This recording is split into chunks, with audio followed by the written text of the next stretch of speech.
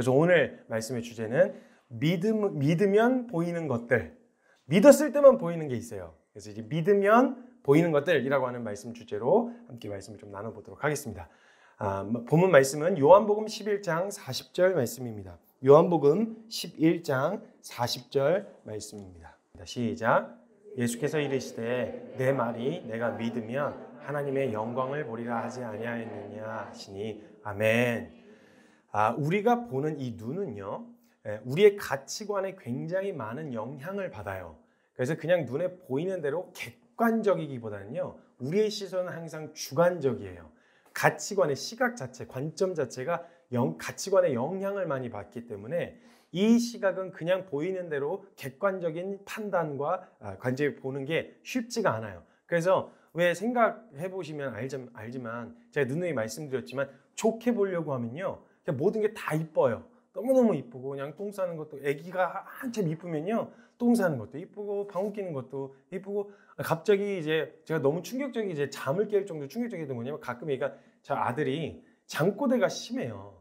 그래갖고 막 아니야 막 하면서 막 안에서 무슨 놀이를 하고 있는 것 같아요, 꿈속에서.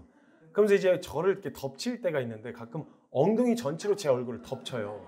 그럼 제가 뭔가 답답함을 막 느끼는데 그 상태로 얼굴에다 방구를 먹여요. 그럼 진짜 냄새 때문에 깨요. 냄새 때문에.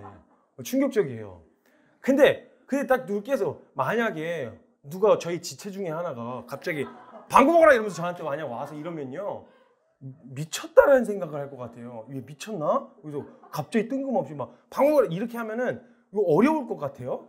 근데 그냥 방구 껴도 냄새가 나도 막 아무것도 할 줄 모르고 계속 다 하나하나 해줘야 되고 이러는데도 그냥 이쁘게 보이려고 하면 다 이뻐요. 다 이쁜 거예요. 그냥 막 보여지게 그런 거예요. 근데요, 또 반대로 안 좋게 보려고 하면요, 다 안 좋게 보여요. 막 짜증나요. 숨 쉬는 것도, 눈 깜빡거리는 것도 짜증나고요. 숨 쉬는 소리 들리는 것도 짜증나요. 숨을 왜 이렇게 크게 쉬냐? 네가 공기 다 들여 마시고 있다 이러면서 막 실라 치면 다 싫어요. 그냥 마음에 안 드는 거죠. 그래서 시각과 관점은요, 그 가치관의 영향을 받기 때문에 그런 이미지가 한번 딱 각인이 되고 나면요, 그런 모습들만 보여요. 얼굴이 찡그리게 되어지고 왜 저래? 왜 이렇게 하는 거야? 같은 행동을 하는데도 좋게 보는 사람이 그 행동을 하면 되게 뭔가 되게 좋게 보이고 뭔가 겸손하고 이렇게 보이는데 같은 행동을 해도 뭐야? 뭐 티내려고 그러는 거야? 뭐야? 이렇게 안 좋게 보인다라는 거예요. 눈으로 보는 게 다가 아니라 눈으로 본 것을 어떻게 해석하는지가 중요하기 때문에요. 사실은 본 것을 해석하는 기능인 가치관이 어떤 가치관을 가지고 있느냐에 따라 전혀 다른 것을 보게 되어진다는 거예요.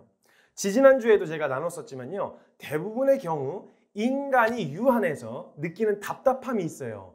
상황을 내 마음대로 할 수 있고 내가 원하는 대로 만들어낼 수 있으면 답답함을 느끼거나 부정적이고 비관적일 이유가 없잖아요. 내가 기대한 이상적인 것으로 바꾸면 되니까요. 근데 왜 사람들이 자꾸 비관적인 관점을 갖게 되고 비판적인 태도를 갖게 되어지냐면 인생이 유한한 거예요. 내 마음대로 안 되는 거예요. 내 마음대로 안 되는 답답함 때문에 우리는 모든 상황에 대해서 굉장히 비관적이고 비판적인 관점을 가지게 되었다라는 거죠. 그러니까 상황을 그냥 상황으로 보는 게 아니라 되게 부정적인 관점을 보고 상황을 이해하려고 하는 거예요. 왜 나한테만 이런 상황이 벌어져? 아니에요. 나한테만 그런 게 아니고 다른 사람한테도 그런 일이 벌어진 사람도 있어요. 나만 그런 게 아니에요. 근데 왜 나만 이렇게 어려운 일이 생기는 거야? 왜 나만 이런 상황들이 펼쳐지는 거야? 나한테만 이래? 이런 식으로 그런 유한함 때문에 느껴진 답답함 때문에 이런 이제 그런 비관적으로 상황을 그냥 상황으로 보는 게 아니라 부정적이게 해석이 된다는 거예요.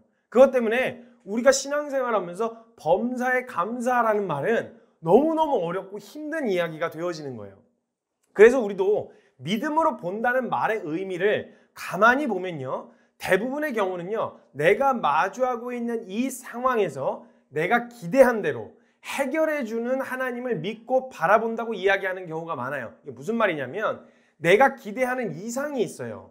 이상이 있는데 내가 믿음으로 하나님이 이것을 상황을 바꾸시고 해결하실 하나님을 바라봅니다. 믿음으로 주님 그렇게 하실 줄 믿습니다. 라고 말할 때 이 믿음의 전제는 뭐냐면 내가 가지고 있는 이상대로 내가 원하는 대로 하나님이 바꿔주실 거란 믿음을 갖고 본다는 얘기예요. 내 수준에서 최상치 기대감 있잖아요. 이상적인 상황, 이상적인 관계, 내가 이상적인 상태가 되어지는 거. 그걸 기대치를 깔아놓고 그렇게 해주실 하나님을 믿는다는 거예요. 이렇게 해주실 하나님. 근데 대부분 우리가 신앙에서 실망하는 이유는 뭐냐면 내 이상대로, 내 기대대로 하나님이 안 해주셨다는 것 때문에 실망하게 되어지는 거죠. 그럼 그렇게 안 해주셨다는 말은 뭐냐면 나보다 더 많은 걸 알고 계시고 많은 걸 비교 대상이 안 되는 다 알고 계시고 완전하신 하나님이 그렇게 하지 않으셨다는 건 그게 이상이 아니라는 거죠. 그게 이상이 아니라는 거예요. 잘못된 기대를 갖고 있었다는 거예요. 그래서요, 하나님을 기대하면 실망할 일이 없어요. 실망했던 이유는 뭐냐면 잘못된 기대를 갖고 있었다는 거예요. 그래서 우리가 결혼을 하고 나서도 부부끼리 혹은 연애를 할 때 이성끼리 실망을 하는 이유가 뭐냐면 내가 기대한 이성상이 있는 거예요. 내가 기대한 남편상, 내가 기대한 아내상. 이 모습은 내가 만들어낸 거지 그 사람이 아니었단 말이에요. 근데 내가 만들어 놓고 내가 실망을 했단 말이죠. 이건 잘못된 기대를 원래 그 새끼가 그 새끼였어요. 내가 이 새끼도 생각한 거지 원래 그 새끼였단 말이에요. 죄송해요. 어감이 좀 세지만 우리의 억한 심정이 그렇게 이야기하고 있잖아요. 이거 진짜 이게 사람 뭐야 이거 이런 생각이 든단 말이죠. 이건 잘못된 기대를 가졌었기 때문이라는 거예요. 그럼 우리가 하나님께 실망했다라는 말은 뭐냐면 우리가 하나님을 향한 내 수준의 이상, 내 수준의 원함을 갖고 바라보았고 기대했기 때문에 그것 때문에 실망한 거지 원래 하나님을 그냥 자체를 내가 다 알 수 없는 하나님, 내가 이해할 수 없는 그렇지만 가장 누구보다 이상적이시고 이상을 하실 수 있는 능력도 가지고 계시고 그리고 가장 누구보다 선하시고 선하신 것뿐만 아니라 내게 선하신 내게 너무 신실하신 요 하나님을 그 하나님을 믿었을 때 상황에 대한 변화 아니면 환경에 대한 변화 내가 어떻게 되어지느냐 이런 걸로 바꿔주실 하나님을 기대하는 게 아니라 그 하나님을 기대하고 그 하나님을 믿었을 때만 보이는 게 있단 말이에요. 이걸 보게 되어졌을 때 진정한 믿음의 자리에 나아갈 수 있는데 대부분의 경우는 내가 원하는 대로 바꿔준 그러니까 이런 얘기가 나오는 거예요. 보고 나면 믿겠다. 보고 나서 믿어. 아니 하나님을 믿고 싶은데 나도 믿고 싶은데 봐야 믿을 거 아니냐 알아야 믿을 거 아니냐 이런 얘기가 나오게 되어지는 거예요. 근데 대부분 그 전제 깔려있는 전제를 보면 내가 기대한 대로 바꿔줬을 때 내가 이렇게 바꿔주면 믿겠다. 내가 이렇게 해결해주면 믿겠다. 이런 태도로 내가 원하는 내 기준으로 하나님의 살아계심 혹은 그 하나님을 전능하신 하나님을 확인하려고 한다는 거예요. 그러니까 우리 안에 무엇보다 이런 기대와 이런 관점을 가지고 있으면 무엇보다 힘든 게 감사란 말이에요. 정말 지금의 상황에서 감사할 것이 없는가라고 하는 질문을 한번 던져보시죠. 정말 내가 지금의 상황, 뭐 어렵다고 말하고 힘들다고 말하는 지금의 상황에서 정말 감사할 게 없는가? 어쩌면 이 상황에서 어떻게 감사해?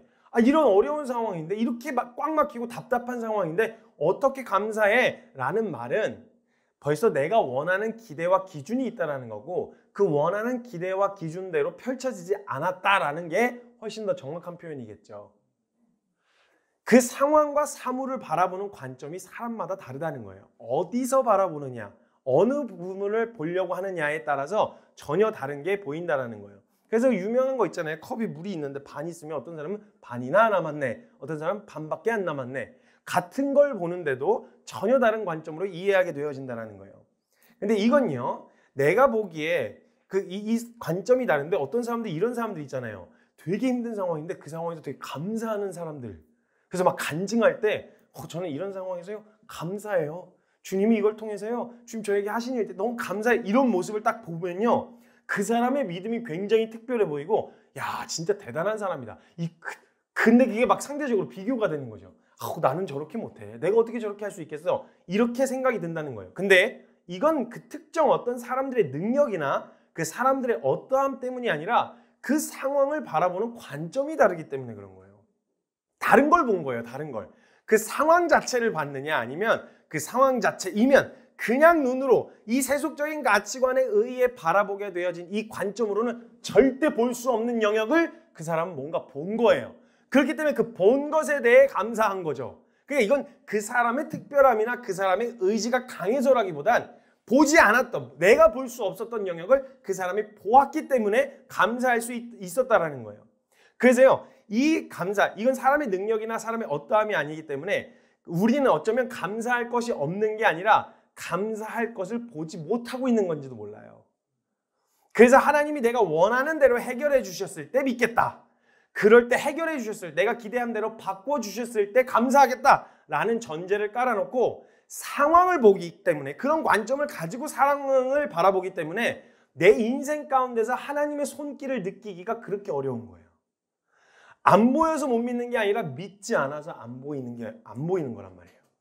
사람들은요, 하나님께서 먼저 보여주시면 믿겠다고 이야기를 하죠. 감사를 하라고 하셨으면 감사할 거리를 주셔야 감사를 하지, 이렇게 생각을 한단 말이에요. 그러면 내가 기대한 감사할 거리가 있단 말이에요. 벌써 일을 하면 일이 잘 됐으면 좋겠고, 관계가 있으면 관계가 잘 해결됐으면 좋겠고, 문제가 생겼으면 문제가 해결됐으면 좋겠고, 건강에 문제가 있으면 이게 해결됐으면 좋겠는 기대가 있기 때문에 이런 크게 내가 체감되어지는 영역으로 해결해 주시는 모습이 보여야 감사합니다 하나님, 이렇게 축복해 주시고 이렇게 상황을 바꿔주셨기 때문에 저는 감사합니다, 이런 감사할 이유를 내가 벌써 정해놨어요.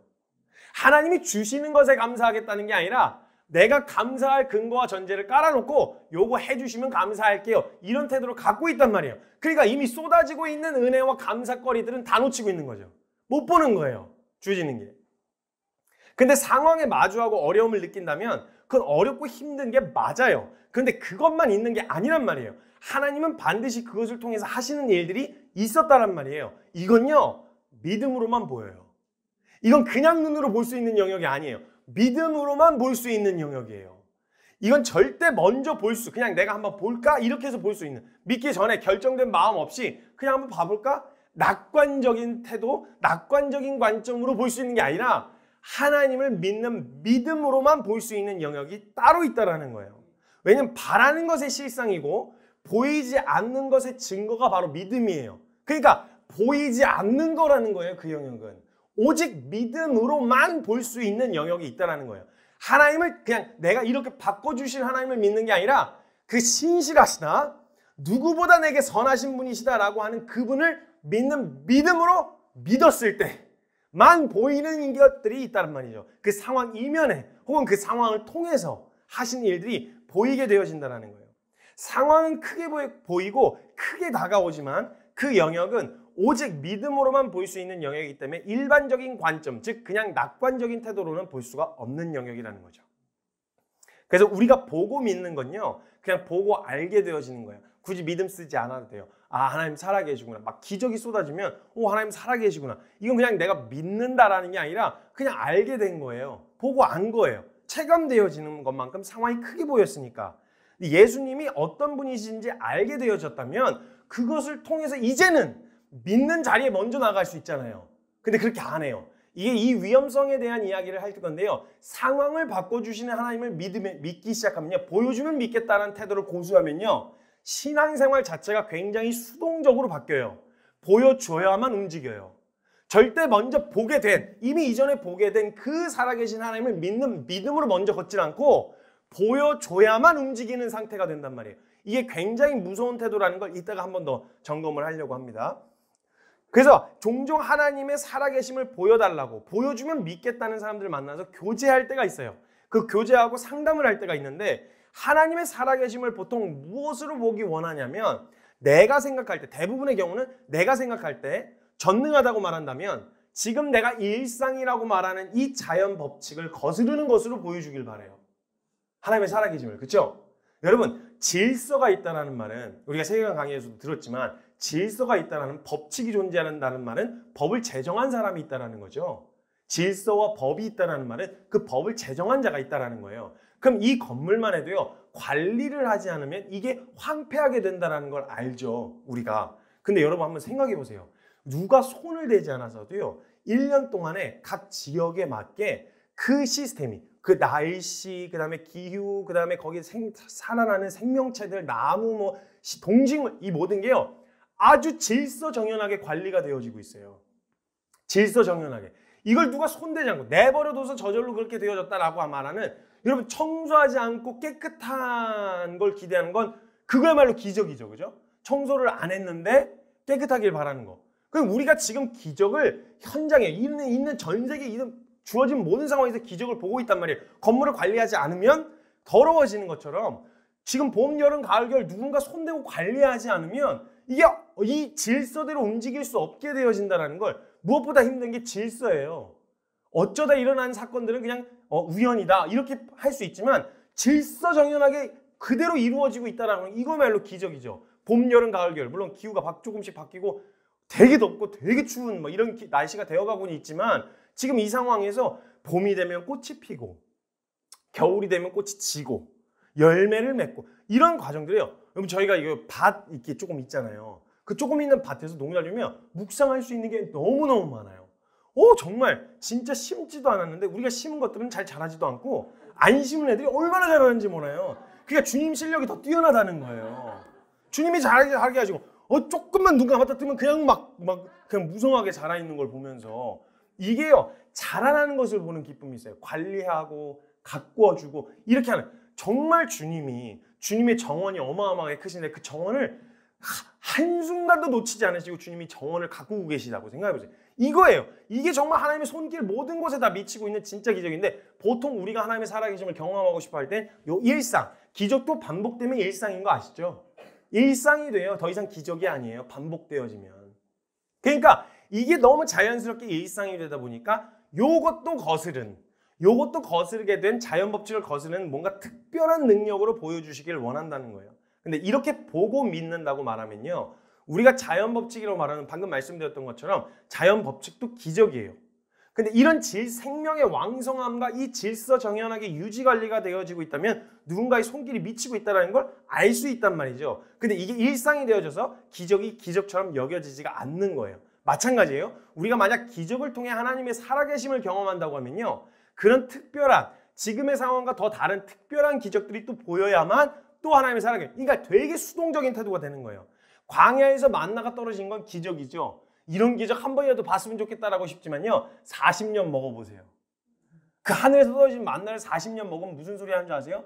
고기 주세요 그래요. 고기요. 이게 일상이 되어져서 거기에 대한 감격도 감동도 없는 거예요. 그게 더 이상 기적이 안 되는 거예요. 이런 수동적인 태도로는 절대 갈 수 없다라는 거. 주님을 붙들거나 따를 수 없다는 걸 주님이 아셨어요. 그러면 하나님의 살아계심을 경험하고 나면 그 기적을 보여주심으로 인해서 우리 안에 있는 불신이 없어질 것이었으면 이스라엘 백성들이 방금 말씀드렸던 것처럼 하늘에서 떨어지는 만나를 먹었으면 애굽으로 돌아가자는 소리는 안 했어야 되잖아요. 그러니까 내가 보기를 원하는 방법으로 하나님이 기적을 보여주셔서 살아계심을 드러내 주셨다. 그러면 그걸 경험했으면 애굽으로 돌아가자는 소리는 안 했어야 되는데 그걸 보고도 돌아가자는 소리를 했다는 건 뭐예요? 또 다른 기적을 또 바라고 있었다는 거예요. 그걸로는 안 바뀌었다는 거예요. 보고 나서 믿는 게 이렇게 위험한 거예요. 사람이 수동적으로 바뀌는 거예요. 근데 대부분 보여주겠다고 보여주면 믿겠다는 사람들은 보여주면 믿을 생각인 정말 제대로 믿을 생각인 중립적인 태도로 그걸 그렇게 말하는 게 아니에요. 대부분 이미 불신이 자리 잡혀 있고요. 불신이 자리 잡혀 있고 보여주셔도 지속적으로 보여주지 않거나 더 큰 자극이 이루어지지 않으면 우연으로 치부해버리거나 아니 우연이 된 거네. 그냥 어쩌다가 벌어진 일이네 라고 우연으로 치부하거나 일상에서 하나님의 살아계심이 내가 기대한 대로 펼쳐지지 않으면 거봐 이런 태도가 바로 나와요. 중립적인 태도였으면 진짜 살아계시네 이런 반응으로 나와야 되잖아요. 근데 이게 계속 지속되지 않으면 다시 내가 생각한 일상으로 돌아오잖아요. 그럼 거봐 그냥 우연히 벌어진 거야. 거봐부터 나와요.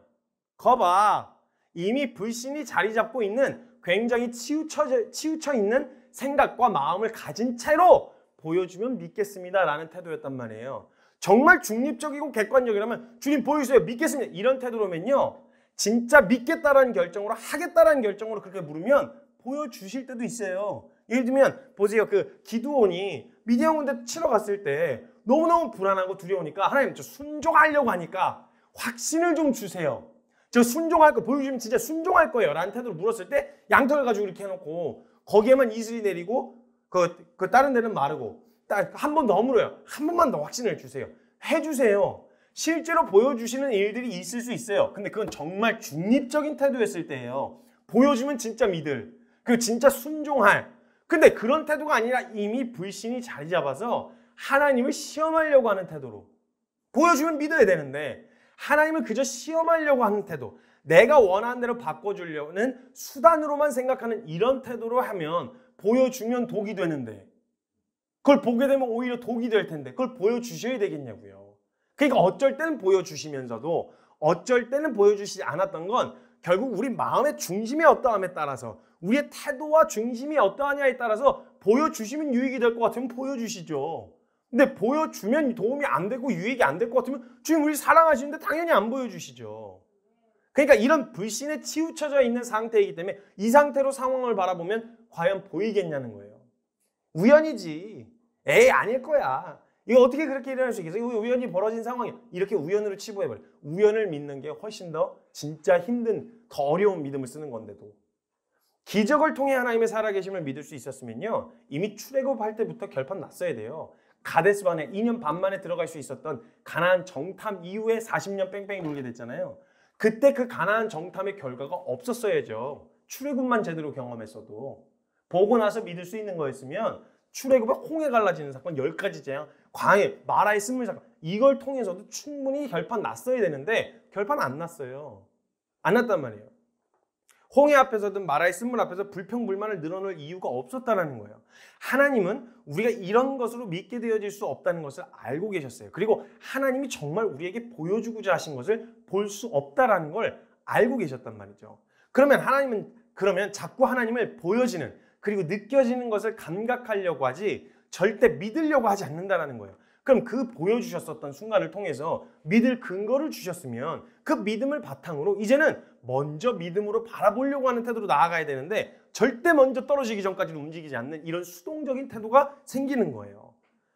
뭔가 먼저 보여주기를 기대하고 원하느라 주님이 보여주시고 또 알려주시려고 하는 걸 못 보게 된다는 거예요. 여러분 믿어야 할 때 믿는 게 진짜 믿음이에요. 일상생활에서 우리가 치카치카하면서 양치하면서 믿습니다. 이게 치카야 믿습니다. 이렇게 안 해요. 일상 안에서 주어지는데 보통 진짜 믿음이 언제 드러나고 믿음이 언제 사용되어지냐면 보이지 않을 때 바라는 것이 있으나 절대 내 힘으로 이룰 수 없을 때 이럴 때 믿음이 필요한 영역이잖아요. 그럼 정말 꽉 막힌 상황이라든지 정말 안 되는 상황에서 상황 자체에 대한 부정적인 마음으로 이게 뭐야 상황이 이게 아니라 먼저 보이지 않는 진짜 꽉 막힌 상황이네. 믿어야 될 때구나. 내 힘으로 해볼 수 있는 때가 아니구나. 믿어야 하는 순간이구나. 라는 걸 먼저 봐야 되는데 이걸 못 보게 된다는 거죠. 믿음이 필요할 때가 언제냐면 보이지 않을 때예요. 그럼 눈으로 보이고 감각되어진다면 믿음이 왜 필요해요? 계속 눈으로 보고 만지고 알면 되지. 믿음이 필요하지 않단 말이에요. 바라는 것의 실상이고 보이지 않는 것의 증거가 믿음이라고 하셨단 말이죠. 그러니까 우리가 보고 난 다음에 바라는 것을 가진 다음에 믿겠다고 하면 우리의 인생에 믿음이 왜 필요하겠냐는 거예요. 보고 나서 믿는 게 아니라 믿으면 보는 거예요. 우리가 진짜 하나님이 보여주시려는 걸 보려면요. 그걸 먼저 보고 나서 믿게 되어지는 게 아니라 믿으면 보게 되어지는 거란 말이에요. 그렇다고 보고 나서 믿는 것이 잘못되었다고 할 수는 없어요. 왜냐하면 믿음의 근거가 되시는 하나님을 알 수 있는 기회가 되어지거든요. 그러니까 그런 현상들을 보고 나서 알게 되어졌으면 그 안 것을 바탕으로 그 다음 스테이지로 넘어가야 되는데 거기에 계속 머물러 있는 이 태도가 문제라는 거예요. 먼저 믿고 볼 수 있는 자리까지 나아갈 수 있어야 되는데 보고 나서 믿겠다는 사람은 대부분의 경우 그 불신이 자리 잡고 있기 때문에 그 자리를 벗어나지 않아요. 정말 우리가 소망합니다 라고 말하고 정말 하나님 내가 그리스도 안에서 내가 변화되어지길 바래요 라고 기대하고 원하지만 사실은 내 안에 바뀌겠어 하는 불신이 생겨요. 그래서 우리가 이 불신이 자리 잡고 있다는 걸 언제 확인할 수 있냐면 넘어지고 나면 아니면 안 되는 걸 발견하면 지금 진짜 그때야말로 믿어야 될 때잖아요. 그럼 진짜 믿어야 되는구나 라는 방향으로 가야 되는데 거봐 안 되잖아. 거봐 넘어졌잖아. 거봐 안 바뀐다니까 이미 치우쳐져 있어요. 그러니까 그런 어떤 극단적이고 굉장히 극적인 자연 법칙을 거스르는 굉장히 신선한 방법으로 내가 뭔가 체감할 만큼 뭔가를 보여주시지 않으면 하나님이 진짜 나를 바꾸어 가시나? 하나님 정말 날 세워 가시나 하는 거에 대해서 믿음으로 바라볼 수가 없어요. 진짜 하시는 일을 못 본다는 거예요. 오직 믿음으로만 볼 수 있는 게 있다라는 거예요. 오늘 본문 말씀이 그 말씀이에요. 우린 보통 보여주세요. 그럼 믿겠습니다. 라고 하지만 주님 먼저 원하시는 게 뭐냐면 야 보여줬잖아. 충분히. 역사를 통해서도 보고 성경을 통해서 내가 얘기해놨잖아. 봤잖아. 그래 이제는 좀 먼저 믿어. 그럼 내가 지금 이때 너에게 보여줄 수 있는 것들을 보여주고 싶은데 네 눈이 가려워져 있어서 왜 자꾸 그때의 표적, 그때의 기적, 그때 이스라엘 백성들에게 하셨던 기적 왜 자꾸 이것만 기다리고 있는 거야? 이걸 봤으면 이제는 좀 먼저 믿어봐. 그럼 내가 보여줄게. 이 얘기를 계속 이 줄다기를 거의 죽을 때까지 해요. 아 보여주세요. 그럼 믿겠습니다. 이러면 주님은 아 믿어. 보여줄게. 이걸 평생 죽을 때까지. 그리고 마지막에 나이 다 들어가고 보여주세요. 보여주세요. 믿겠습니다. 이러면서 계속 마지막 순간까지 이 줄다리기만 하다가 끝나면 이거만큼 안타까운 게 없어요. 우리의 신앙생활에 진짜 믿으면 보게 될 어마어마한 영광이 있는데 이거 한 번 못 보고 죽을 때까지 보여주세요. 믿겠습니다만 하다가 가면은 얼마나 억울하냐고요. 그럼 나중에 혹시 그냥 그런 태도를 가지고 있는 사람 혹시라도 천국에 들어갔다 치죠. 저는 천국과 지옥 누가 갈 수 있는지 모르니까 갔다고 치죠. 그럼 가서 야, 내가 이거 보여주려고 그랬다고. 근데 그때 이미 육체를 입고 경험할 수 있는 이 땅에서만 경험할 수 있는 영광과 그 은혜를 경험하는 건 이미 물 건너갔어요. 물 건너갔잖아요. 요단강 건너가셨잖아요. 물을 건너갔어요. 이제 더 이상 그걸 육체를 입고 있는 동안에 볼 수 있는 영광은 못 봐요. 근데 야 내가 이걸 너 보여주려고 그랬는데 그걸 그때 그냥 조금만 좀 기다리 그냥 그걸 그냥 못 기다려가지고 그냥 여러분 그거 못 참고 결국 내가 원하는 대로 하고 나서 그 뒤에 돌아봤을 때 그 사고 치고 나서 그리고 뭐 하고 나서 잘못하고 났을 때 그 뒤에 돌이켜 생각하면 그때 좀 참을 걸. 그때 왜 만나가지고 그때 좀 참을 걸. 이런 생각이 막 밀려오면서 막 입을 캐가고 싶고 막 내가 그때 왜 그랬지? 이런 생각이요. 육체를 입고 살아가는 동안에도 수없이 들어요. 그럼 천국에서 여러분 그게 얼마나 아쉽겠어요. 이걸 볼 수 있었는데 이걸 보고 나서 내가 내 자녀들에게 내 가족들에게 내 친구에게 사람들에게 이거 알려줄 수 있었는데 그걸 못 그거 한 번 넘기는 게 그게 그렇게 이렇게 아쉬우지 않으려면 믿어야 돼요. 먼저 믿고 보셔야 된다는 거예요. 오늘 본문 말씀에는요. 나사로가 죽은 사건이 등장해요. 나사로가 죽었어요. 마리아와 마르다가 이제 누이였는데 마리아, 마르다 둘 다 원했던 건 뭐였냐면요. 나사로가 죽지 않는 걸 바랬어요. 죽었다 깨어나는 거 말고요. 죽지 않는 걸 기대했다고요.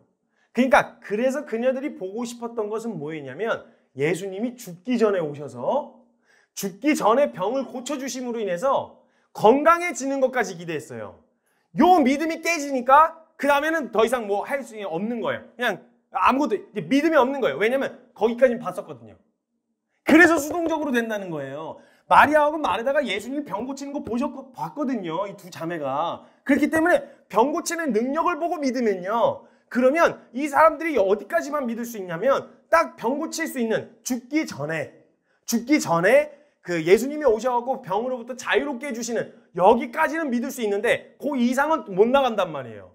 그러니까 와서 예수님이 도착하셨는데도 계속 불평을 하면서 상황이 이래요. 아니 그 전에 오셨어야죠. 그 전에 말이에요. 그럼 만약에 마리아하고 마르다가 병 고치는 예수님을 목격하고 봐서 믿을 수 있는 거였으면 주님 이보다 더 큰 일을 하실 수 있는 분이시죠. 천천히 오세요. 천천히 오세요. 천천히 오란 말을 하면 안 되죠. 마음이 급하니까 그런 얘기는 잘 안 나올 거예요. 그러니까 주님이 때다 싶으실 때 오세요.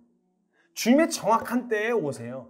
그 사이에 뭐 죽은 자를 일으키실 수 있는 분이신데 할 수 있지 않으시겠어요? 라는 마음으로 마리아와 마르다가 그렇게 했어야 했단 말이에요. 근데 거기들은 그 시간이 흐른 다음에 죽은 지 나흘이나 지난 인간으로서의 모든 가능성이 완전히 끝난 그 가능성을 전혀 보이지 않는 진짜 믿어야 되는 순간이 펼쳐진 거예요.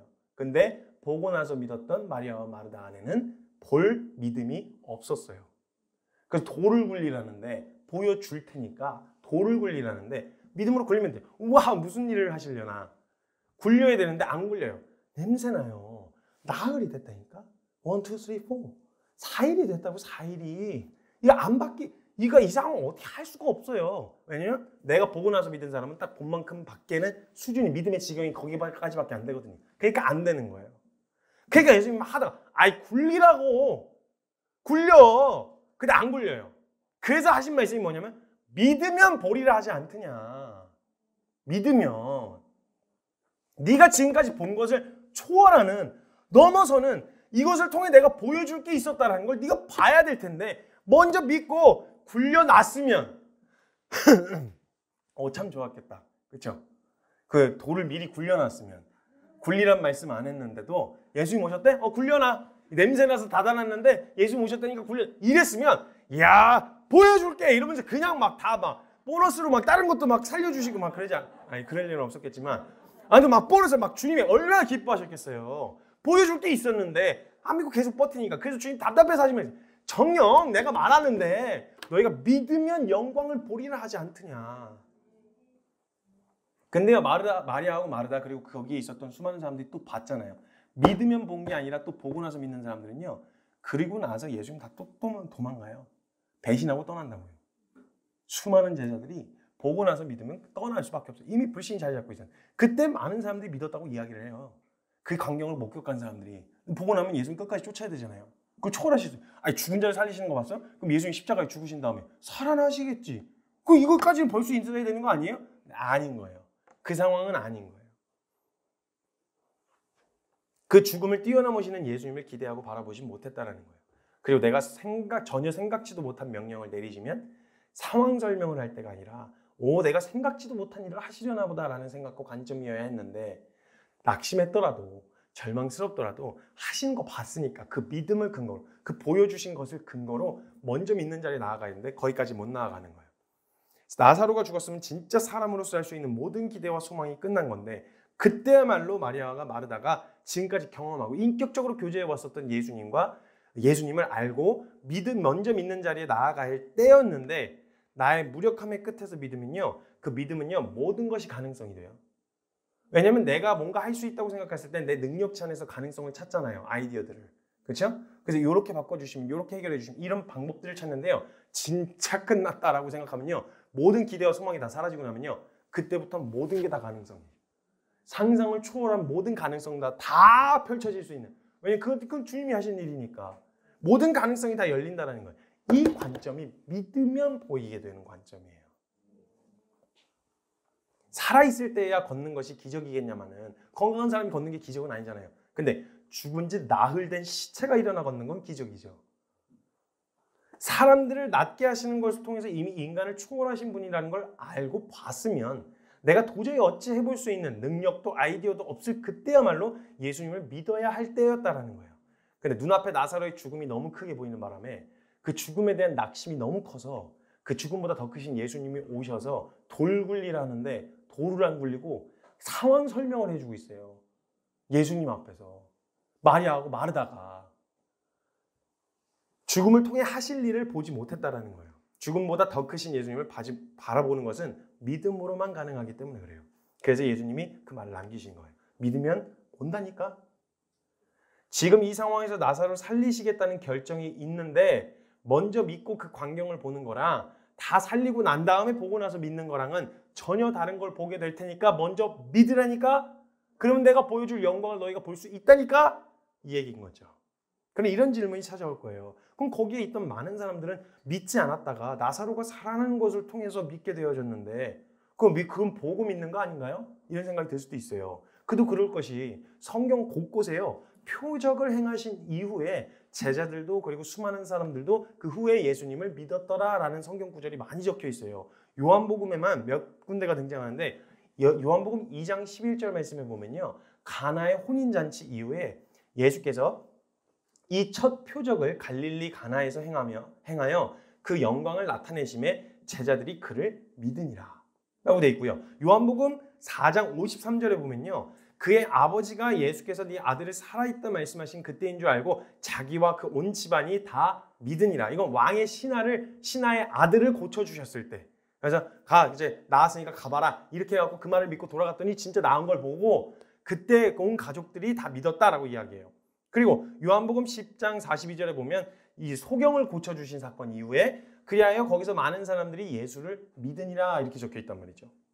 그리고 근데요 이것 자체에 큰 의미가 없는 이유가 이렇게 보여주기 이런 믿음이 어떤 위험성을 가지고 있는 줄 아시는 예수님이요 이런 걸로 믿기를 바라지 않으셨어요. 그래서 의미심장한 말을 남기셨는데 그 왕의 신하의 아들을 고쳐주신 사건 이후에 이런 얘기를 해주세요. 48절에 예수께서 이르시되 너희는 표적과 기사를 보지 못하면 도무지 믿지 아니하는구나. 보여주지 않으면 너희 절대 안 믿는구나. 믿음이 자라질 않는구나. 먼저 믿는 자리에 나아가질 않는구나. 내가 안 되는 것까지 봤으면 어떻게 바꾸실지에 대한 기대함으로 먼저 하나님이 하실 것에 대한 믿음으로 그 자리에 서질 않는구나. 내 능력치 안에서 안 되는 거 경험하면 거봐 안 되잖아 하고 넌 주저앉는구나. 이 얘기인 거예요. 요한복음 11장 지금 나사로 살리신 이후에도 11장 45절에 보면 마리아에게 와서 예수께서 하신 일을 본 많은 유대인이 그를 믿었으나 라고 이야기를 한단 말이죠. 보고 나서 믿게 되어지는 거잖아요. 하는 생각이 들 법도 해요. 근데 여기서 무엇을 믿는지가 굉장히 중요한데 보세요. 여기서요. 보고 나서 믿는 사람들은 하나님을 어떻게 믿게 되어지냐면요. 기적을 행하시는 예수님으로 믿어요. 그러니까 이 문장을 분리시키면 못 믿어요. 예수님 자체로는 못 믿어요. 기적을 행해야만 믿어요. 기적과 예수님이 붙어 있어야만 형성될 수 있는 생기는 믿음인 거예요. 그러니까 기적을 행하시는 예수님을 믿는다는 말은 얼핏 보면 맞는 말이지만요. 이대로 믿으면 이 문장을 떼어놓고는 믿을 수가 없는 상황이 놓여지는 거예요. 기적과 예수님이 붙어 있어야만 돼요. 그래서 늘 또 다른 기적을 행하는 예수님을 기대하고 원하는 태도가 유지되기 때문에요. 보여줘야만 믿는, 기적을 믿는 것인지 예수님을 믿는 것인지 구분이 안 되는. 여러분 기억하셔야 돼요. 우린 기적을 믿는 게 아니라 예수님을 믿는 거예요. 기적도 행하실 수 있는 분이셔야지 기적을 행하시는 예수님을 믿어서는 안 된다는 거예요.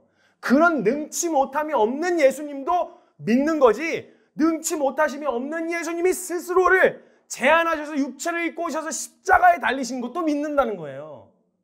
철저하게 인간이 되신 예수님도 믿는 거고 그 인간을 초월하신 예수님도 믿는 거예요. 우리의 믿음이 예수님 그 자체여야지 기적을 행하시는 예수님, 나를 바꿔주시는 예수님, 상황을 해결해 주시는 예수님으로 가면 이런 수동적인 태도가 나타날 수밖에 없다는 거예요. 그래서 맨날 어려운 거예요, 신앙이. 하나님 믿는 게 그렇게 어려운 이유가 거기 있는 거예요. 이걸 떼놓고는 생각할 수 없는 거죠.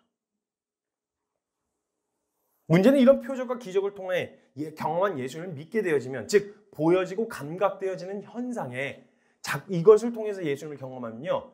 여기에 매이기 시작해요. 그러니까 즉 현상에 집중하기 시작한단 말이에요. 예수님을 그 인격 자체로 경험하고 알아가고 깊이 믿고 보게 되어진 이런 자리가 아니라 현상, 예수님이 하시는 현상에 집중하기 시작한단 말이에요. 그 현상에. 이런 현상에 집중하게 되면요. 보이는 현상이 어디서부터 시작된 것인지 분별하지 못하는 지경에 이르러요. 여러분, 능력을 보여주는 거 있잖아요. 그건 예수님도 하시지만 사단도 해요. 그럼 도대체 이걸 현상에 집중하기 시작하면 어떻게 분별할 거예요? 여러분 그거 아시잖아요. 모세가 가서 지팡이 뱀으로 만들었을 때 술사들도 똑같이 따라 있어요. 그럼 그게 하나님으로부터 똑같은 능력이 뭐? 우리 친구네? 너도 하나님한테 부르심 받았어? 모세가 가갖고 술사들한테 지팡이 이거 하나님이 너도 하나님이 능력 주셔서 그런 거야? 이렇게 안 했어요. 왜냐면 그런 능력 흉내 낼 수 있어요. 그럼 도대체 우리가 만약에 기적을 행하시는 예수님을 믿는데 초점은 어디로 가 있냐면 기적에 가 있죠. 현상에 가 있단 말이에요. 그럼 이 현상에 집중하기 시작하면 그 현상이 어디로부터 온 건지 어떻게 분별하죠? 분별 못한단 말이에요. 이걸 성도들의 영적 전쟁이라고 하는 책에서 이걸 파헤치면서 뭐라고 이야기하냐면 이 태도를 판단과 이성의 수동성이라고 표현을 해요. 마비가 된 거예요. 보여줘야만 믿는. 그래서 그 현상에 대한 확신을 가진 사람들은요. 진리의 말씀이 떨어지고 믿음으로 딱 서게 되어지는 이 자리에 나아가지 않고 판단과 이성에 보여줘야만 움직이는 거예요. 보여줘야만 믿는 거예요. 이 판단과 이성의 수동성에 걸려버리면 이것만큼 위험한 게 없다고 이 제시펜 루이스 여사랑 누가 구술한 걸 제시펜 루이스 여사가 쓴 거거든요. 그 중요한 인물이 생각이 안 나요. 네, 아무튼 그래서 성도들의 영적인 전쟁인 책에서는 이걸 이성과 판단의 수동성이라고 얘기했는데 뭐라고 이야기하는지 한번 그래서 뭐라고 이야기했는지 보여드릴게요. 이 상태에 있는 사람들은 확립된 결론에 대해 논쟁하거나 규명하려고 하는 모든 말들을 듣지 않으려고 하고 그 생각을 닫아버린다. 이 상태에 빠진 사람은 더 깊은 진리와 빛을 주려고 하는 모든 노력을 간섭으로 여기고 진리와 빛을 주려는 사람을 무지하고 주제넘은 사람으로 몰아붙인다. 이러한 수동성에 빠진 이는 악한 자신감과 자신이 절대로 틀리지 않다고 확신하는 상태에 빠져들게 된다. 마치 자신이 틀리지 않다는 그의 판단을 뒤흔들 만한 것이 없는 듯하다. 그런 사람이 구출되는 유일한 길은 자신의 상태를 바로 보는 것밖에 없다. 그런 사람이 구출되는 유일한 길은 자신의 상태를 바로 보는 것이다. 그리스도인이 자신이 악한 영들에게 속임당하고 사로잡혔다는 것을 알고서 충격에 휩싸일 때 비로소 자신이 옳다는 견고한 요새와 같은 확신이 무너질 수 있다. 이런 상태에 있는 믿는 이가 속임당한 사실을 파헤칠 때 그는 대개 자신의 영적 생활의 기초를 다시 놓게 되어진다. 그러므로 세상 사람들이 광신자 또는 열성파로 부르는 사람들 중에서 이러한 종류의 원수의 속임수에 구출되는 사람은 극소수에 불과할 정도로 판단과 이성의 수동성에서 구원받는 것은 쉽지 않다. 만일 교회가 성령과 동역하는 방법만이 아니라 흑암의 권세들에 대한 진리를 안다면 부흥 후에 사탄이 발생시킨 결과들이 나타나지 않는 순수한 부흥이 일어날 수 있다. 쉽게 말하면요, 그 영국 웨일즈 대부흥 때요, 이반 로버츠, 생각났어. 이반 로버츠예요. 이반 로버츠가 부흥의 주역이었던 그 사람이요, 진짜 그거 막 10만 명씩 회개하고 막 돌아오는 그 어마어마한 대부흥 한복판에서 주역이었어요. 부흥의 주역.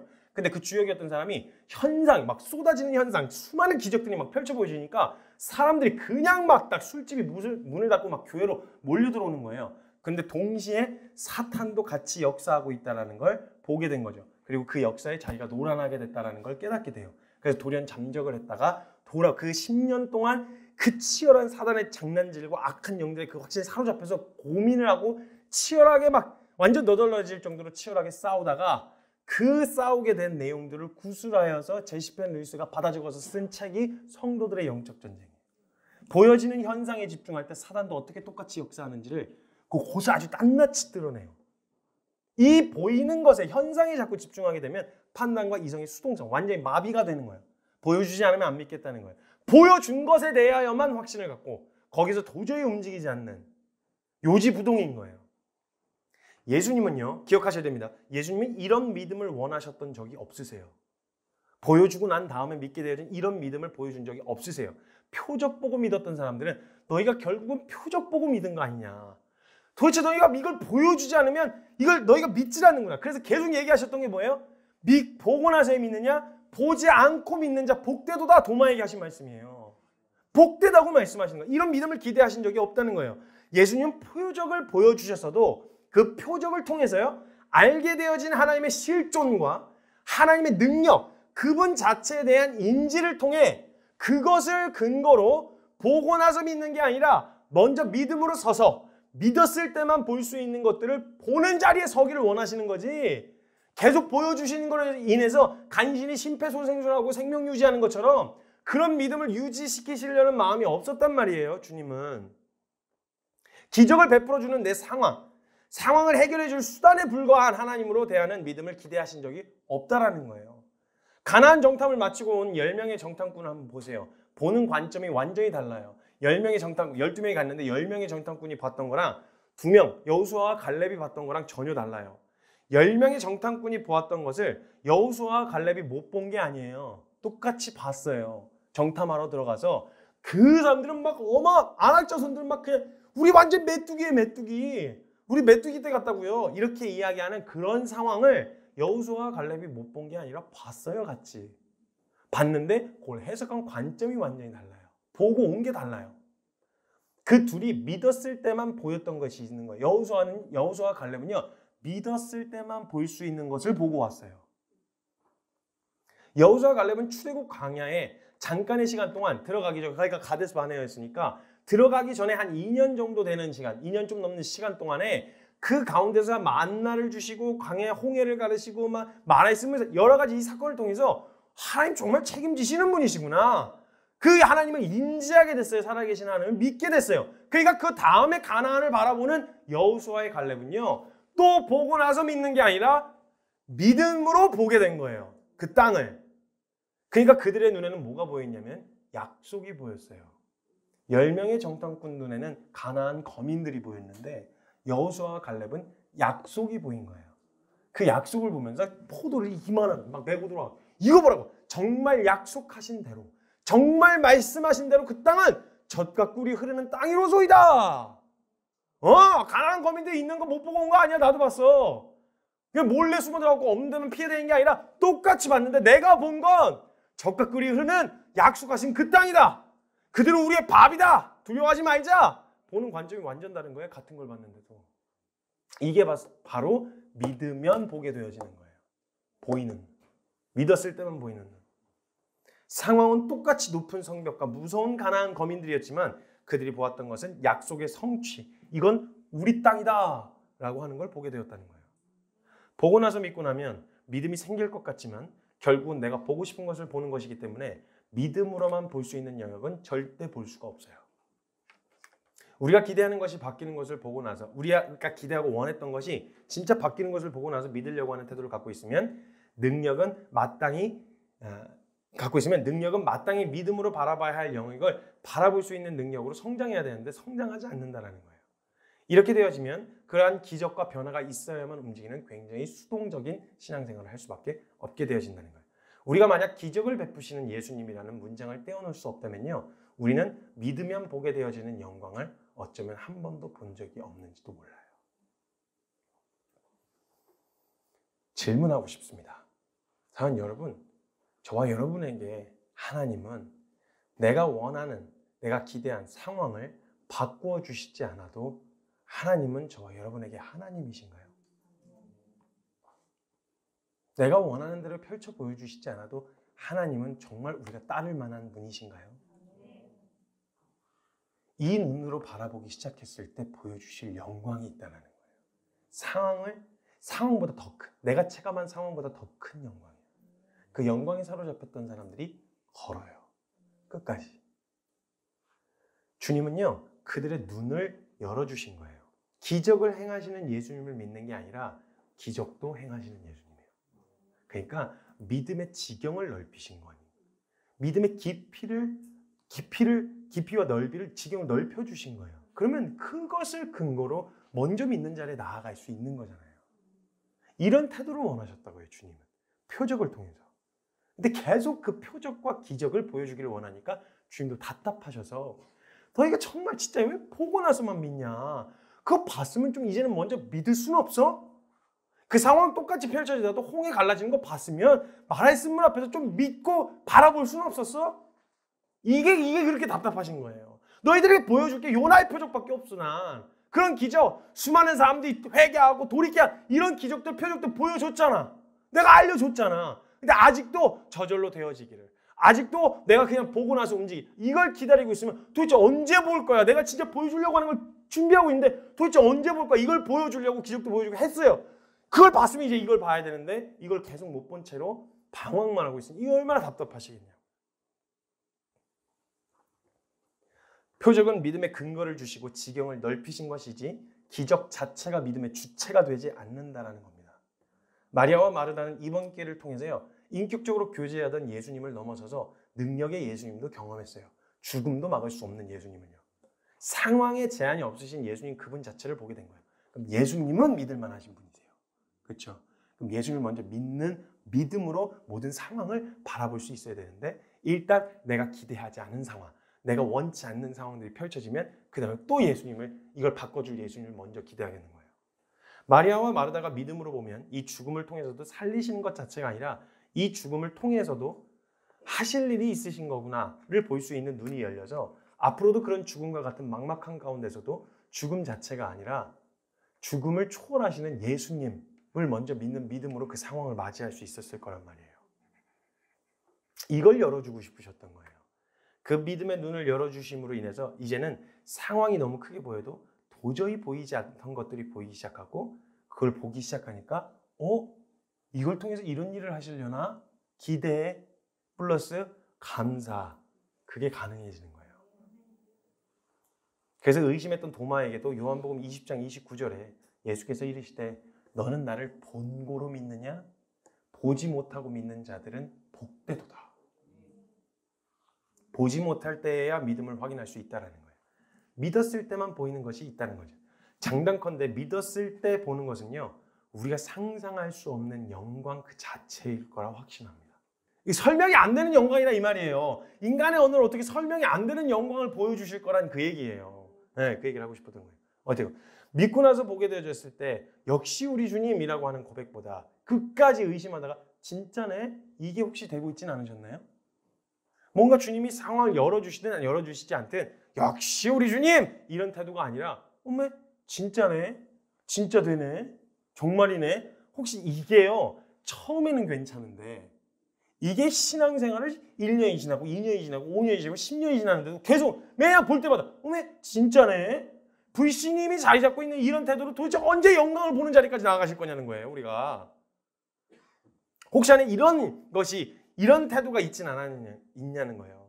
그토록 우리 일상 가운데 보여주시는 기적과 놀라운 일들이 있다면 누가복음 12장 54절에서 57절에 주님 말씀하시는 게 뭐냐면 우리에게 이르실 때 너희가 구름이 서쪽에서 있는 것을 보면 곧 말하기를 소나기가 오겠네 라는 걸 예측할 수 있지 않겠냐.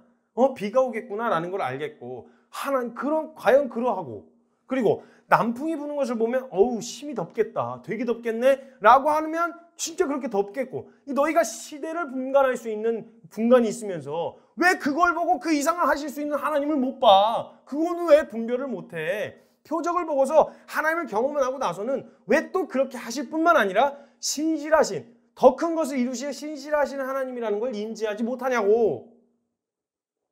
보고 나서 믿겠다는 것, 즉 믿음으로 보지 못하는 이유 다른 거 없어요. 그 이유는 다른 데 있지 않아요. 내가 보고 싶은 것을 보려는 기대를 내려놓고 싶지 않은 거예요. 그 이유밖에 없어요. 아니 요것만 내려놓고 진짜 그냥 내가 할 수 없다라고 하는 기대를 딱 내려놓고 있으면요. 이거를 주님이 어떻게 바꿔주실지 이제는 주님이 다듬어 가신 거니까 내어 맡길 수 있잖아요. 근데 나를 내어 맡기기도 어렵고 내가 하나님이 어떤 일을 행하실지에 대한 기대까지 나아가지 않는 이유는 뭐냐면 내가 어떻게 바뀌기를 바라는 남이 어떻게 바뀌기를 바라는 기대와 이상이 있는 거예요.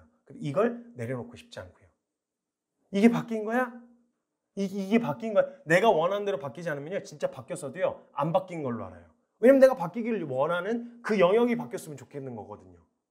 그러니까 그걸 안 되셨으면 바뀐 게 없다고 생각해요. 엄청 많이 바뀌었는데도 바뀐 게 없다고 생각하는 거예요. 내가 보고 싶은 것을 보려는 기대를 내려놓기 싫은 거예요. 어떤 상황이든 내가 바라는 가장 이상적인 상황이 있어요. 그리고 이상적인 상태가 있고요. 하나님께서 보여주시려고 하는 것이 아니라 내가 보고 싶은 것이 있다라는 거예요. 여러분 이 기대를 안 내려놓으면요. 하나님이 우리에게 믿으면 보여주시겠다고 했었던 영광을 볼 수가 없어요. 왜냐면 우리 시선은 계속 거기 고정돼 있을 거거든요. 뒤에서 무슨 짓을 해도요. 내가 온통 여기에 집중하고 있으면 여기서 무슨 일이 벌어져도 몰라요. 그 준비해 놓으신 영광을 볼 수가 없다라는 거예요. 즉 내가 원하는 기대를 이루기 위해 하나님도 수단이 되어지는, 다른 말로 하면 내가 내 인생의 주인이 되어져서 내가 원하는 대로 풀어가는데 필요한 전능자, 능력자가 필요할 뿐 하나님 자체를 믿는 건 아니었다는 거죠. 내가 원하는 대로 펼쳐 보이기 위해 나에게 능력이 없지만 그걸 가능하게 해줄 능력자가 필요했던 거야. 혹시 이건 아니냐는 거예요. 믿으려면요. 내 기대부터 내려놔야 돼요. 그래서 예수님도요. 따르려면 자기 부인부터 해야 된다고 하셨어요. 누구든지 날 따르려면 자기 부인해라. 이거 없으면 너 또 따라가면서 네가 생각한 기대한 게 있을 거 아니야. 예수님이 이런 길로 인도하시겠지? 예수님이 나를 이렇게 바꿔주시겠지? 이런 기대. 너 그 기대하면 반드시 실망한다니까. 자기 부인부터 해. 그리고 십자가 지고 나를 따라. 그래야만 따를 수 있다. 이 말씀을 해주셨단 말이에요. 그 기대를 내려놓으면 아무것도 남을 것 같지 않지만 역설적이게도요. 내 기대를 내려놓는 순간 모든 것이 다 가능성으로 바뀌게 되어지는 거예요. 그 상태가 되어졌을 때 비로소 하나님이 하시는 모든 일을 수억만 가지의, 아니 숫자로 감히 매길 수 없는 모든 가능성들이 다 열려요. 그러면 상황이 크게 와도 나를 지금 엄습하는 감정과 요동치게 하는 수많은 여러 가지 공격들이 찾아온다고 하더라도 이 상황 자체가 아니라 어려움은 느낄 수 있어요. 어렵지 않다는 말이 아니에요. 근데 무엇을 바꾸냐면 이것을 통해서 하나님을 향한 불신이 아니라 이것을 통해서 불평불만이 아니라 이것을 통해서 하실 일을 진짜 믿어야 될 때 믿는, 먼저 믿고 보게 되어지는 영광이 있을 거라는 거예요. 이거 봐야 하지 않겠냐는 거예요. 적어도 우리가 믿는다고 말했으면 이 영광 한 번 봐야 되지 않겠냐는 거예요. 근데 여러분 한 번 보면요 못 벗어나요. 그래서 광고할 때도 CF도 그런 얘기가 많아요. 치터스 한 번 먹으면 이제 빠져나올 수 없는 맛 이래가지고 치터스 이러면서 과자 광고들 막 이런 광고들 할 때 한 번 맛보면 빠져나올 수가 없어요. 왜 사람들이 그 무모해 보이는 걸음을 걸었겠어요? 믿음의 선진들이 믿었을 때 포기하신 걸 본 거예요. 그랬더니 그 자리에서 그 영광에 사로잡히면요, 이게 이 상황이 어렵지 않은 건 아니야. 상황인데 이것을 통해 또 어떤 영광을 보여주실까가 기대가 되어지는 거예요. 그 걸음으로 걸을 수 있게 되어지는 거예요. 사랑하는 여러분, 우리가 믿는다고 말했으면 이 영광을 우리 함께 경험해야 하지 않겠냐는 거예요. 상황이 아무리 크더라도 두 손 들어 찬양할 수 있는 믿음. 진짜 내 감정을 막 휘몰아치는데 무릎 꿇고 그냥 주님 막 예배하고 주님의 이름을 마음껏 높일 수 있는, 주님, 이때입니다. 우리의 모든 소망이 끝난 이때야말로 하나님이 하나님 되실 때입니다. 두 손 들어 환영하고 찬양할 수 있는, 상황을 찬양할 수 없어요. 상황 자체가 감사가 안 된다니까요. 그게 아니라 그것을 통해서 하실 일들에 대한 기대로 하나님을 찬양할 때 그것을 통해 하신 일을 보게 되어지면 영광 할렐루야가 될 수 있다는 거예요. 우리가 이걸 경험해 본 적이 있냐는 거예요. 믿으면 볼 수 있는 영광. 이 보는 자리에 나아가야 하는 거예요. 내 기대를 내려놓고 뻣뻣하게 곧은 목을 꺾어서 하나님을 바라봐야 돼요. 맨날 치열한 것 같아요. 우리가 맨날 어려운 것만 갖고 믿음으로 살면 고민하지 않아도 되는 것들을 더 고민하게 되고 더 치열한 것만 같이 느껴질 때가 있어요. 근데 관점 믿음으로 바라보면, 야, 주님이 나를 얼마나 사랑하시면 그 영광을 담아낼 그릇으로 만드시려고 이렇게 치열하게 다듬어 가시고 이끌어 가시고 날 세워 가시는가, 이런 생각으로 하면 주님 조금 좀 가학적인 것처럼 약간 변태처럼 보일 수 있지만, 주님 더! 이 좁아떠진 심령 때문에 하나님의 영광을 볼 수 담아낼 수가 없다면 주님 이걸 넓혀 주십시오. 더 다듬어 주십시오. 라고 하는 이 결단과 이런 태도가 우리에게 가능하다라는 거예요. 언젠가 우리가 오늘 싸운 싸움을 묵상하면 치열했던 기억보다 그것을 통해 하셨던 일들에 감사하게 되어지는 그 은혜가 저와 여러분 안에 있기를 간절히 소망합니다. 이 시간 잠깐 같이 기도합시다. 이 시간 함께 같이 기도할 때요, 아브라함에게 하나님이 명령하신 명령이 있었어요. 넌 독자 아들 이삭을 제물로 바치라. 한번 생각해 보시죠. 여러분, 이 상황을 마주했다고 한번 생각해 보세요. 상황이 너무 크게 다가올 거예요. 너무너무 절망스러울 거예요. 내가 사랑하고 가장 아끼는 아들 이삭을 바치라니 하나님의 신실하심을 의심할 수도 있어요. 그 하나님의 선하심을 의심할 수도 있고요. 아브라함은 그 절망스럽고 낙심할 만한 그 상황에서 무엇을 보게 되어졌냐면 약속을 보게 되어졌어요. 그때 이미 아브라함은요, 그 명령을 듣고 나서 히브리서에 이야기했던 것처럼 죽은 자를 살리실 믿음으로 그 자리에 섰다라고 이야기해요, 히브리서에는. 근데 그때 이미 아브라함은요, 올라가면서 자식을 바쳐야 되는 고통에 집중하기보다는, 그 자리에 서야 하는 자신의 아픔에 집중하기보다는요, 여호와 일에, 이 일을 통해서 하실 일에 집중하기 시작했어요. 그래서 물을 때, 아들 이삭이 물을 때 여호와 이레를 보고 나서 믿는 게 아니라 믿음으로 먼저 선포해요. 하나님이 이미 준비해 놓으셨어. 다 준비해 놓으셨어. 여호와 이레를 믿었어요. 먼저 믿고 나서 본 거예요. 그때 그곳에 준비되어 있던 양을 보면서 아브라함은 그 준비해 놓으셨었네? 나 왜 그랬지? 나 왜 이렇게 머뭇거렸지가 아니라, 거봐! 주님이 하신다니까? 이것 봐! 주님이 이루셨다니까? 이걸 보여주고 싶으셨던 거예요. 그래, 아브라함은 그걸 봤어요. 이미 그 상황이 주어졌을 때 큰 상황과 절망스러운 상황 자체를 본 게 아니라, 그래서 그 절망과 그 감정에 사로잡혀서 주저앉은 게 아니라, 그때 믿음으로 하나님의 가장 선하신 약속을 성취하시는, 절대 약속의 아들인 이삭은 죽을 수 없다. 혹 내가 물리적으로 죽음에 이르게 하더라도 다시 살리실 수 있는 분이라는 걸 믿었다고 히브리서 저자는 이야기하고 있어요. 그 믿음으로 본 것은요, 이삭의 죽음이 아니라 여호와 이레였어요. 그리고 그 자리 끝에 섰을 때 여호와 이레를 보게 되었더니 아브라함에게 무슨 일이 일어났겠어요? 나 왜 그랬지라고 하는 부끄러움과 수치와 아쉬움이 아니라, 거봐! 주님이 하신다니까! 거봐! 주님이 이루셨다니까! 여호와 이레! 내가 얘기했잖아! 주님이 반드시 이렇게 이루신다니까! 그 자리에서 영광 할렐루야를 외칠 수 있는 그 제사를 드릴 때 아브라함이 어떤 마음이었겠어요? 주님이 정말 준비하셨구나. 주님이 정말 다 이루셨겠구나, 이루셨구나 라고 하는 그 확실한 믿음으로 또 한 걸음 걸을 믿음. 이 하나님이면, 이분이면 나 평생 나그네로 살아도 괜찮다. 그 한 걸음 한 걸음마다 성취하실 약속을 믿고 걸으면 주님 반드시 보여주실 영광이 있을 테니까 이걸 보게 된 거예요.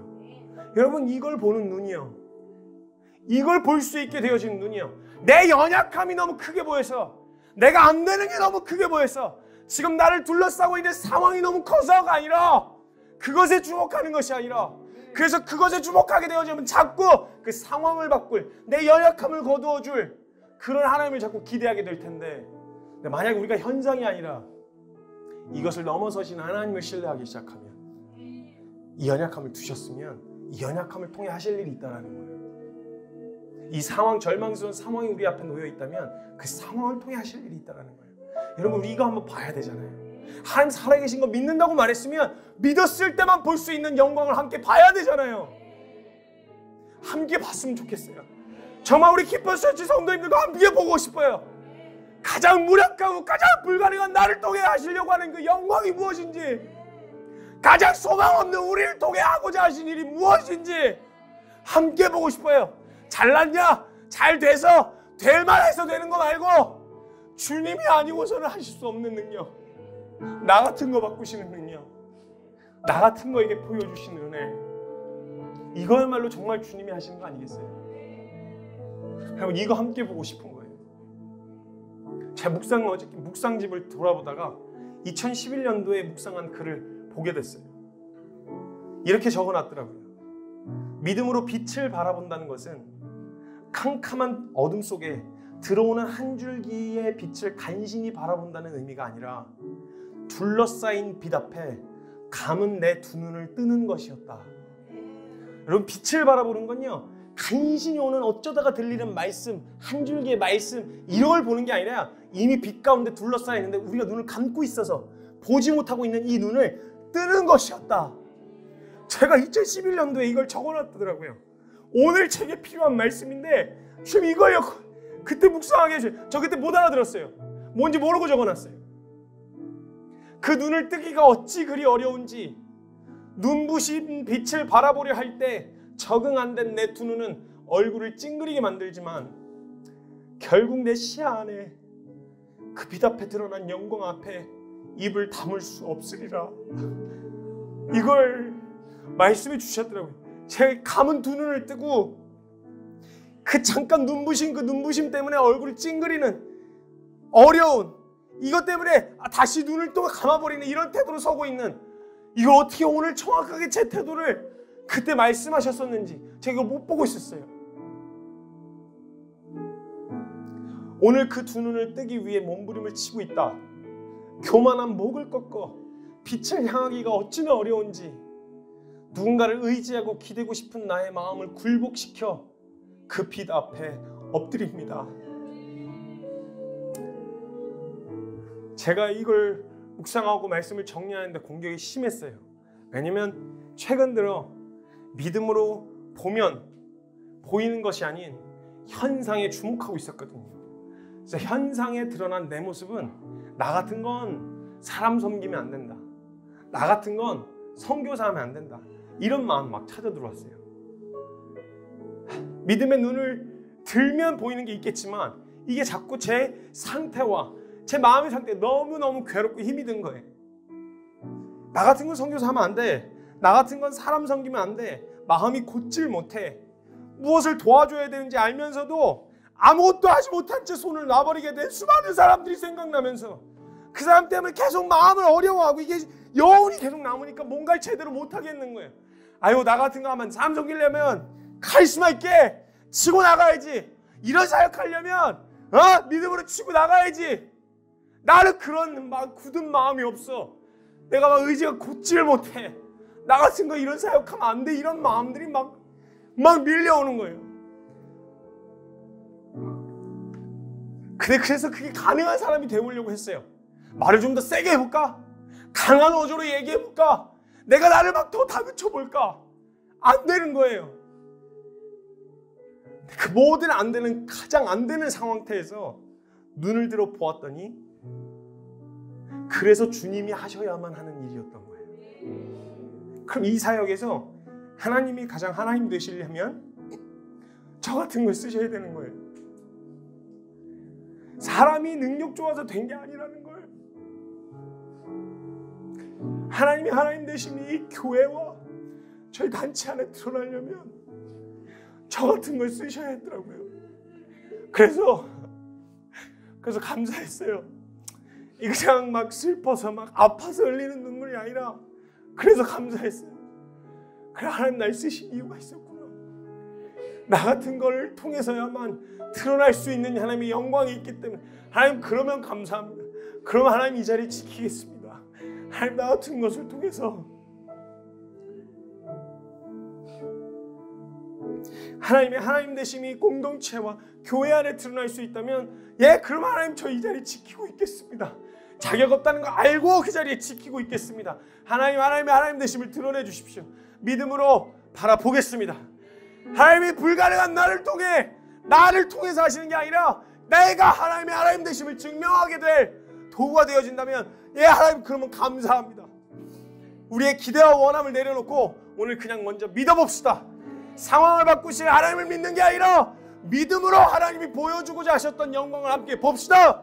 사람을 섬기면 늘 기대하는 게 있고 나도 이렇게 되길 바라는 남도 이렇게 되길 바라는 기대가 있겠지만 그 기대를 내려놓는 순간 삼손의 손에 쥐어진 나귀 턱뼈처럼 가장 영광스럽게 사용되어질 거라 확신합니다. 하나님을 믿는 데에는 실망이 없습니다. 실망할 이유가 없어요.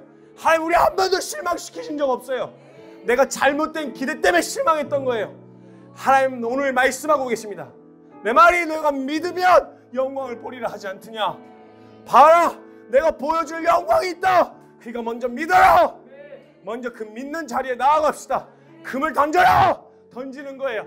보고 나서 믿는 게 아니라 믿음으로 던지는 거예요.